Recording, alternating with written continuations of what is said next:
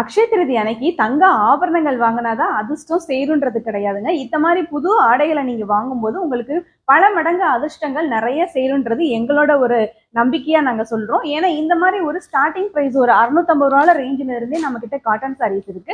அந்த மாதிரி லைவ் தான் இன்னைக்கு நம்மளோட எஸ்பி கிரியேஷன் பேஜ்ல பார்க்க போறீங்க. அழகான பியூர் காஞ்சி காட்டன் 80/80 கவுண்ட்ல உள்ள சாரீஸ் எல்லாமே இன்னைக்கு நம்ம லைவ்ல காட்ட போறோம். ஸோ இந்த மாதிரி வனசிங்காரம் சாரீஸ் நிறைய பேர் கேட்டுட்டு இருந்தீங்களா வித் பிளவுஸோட.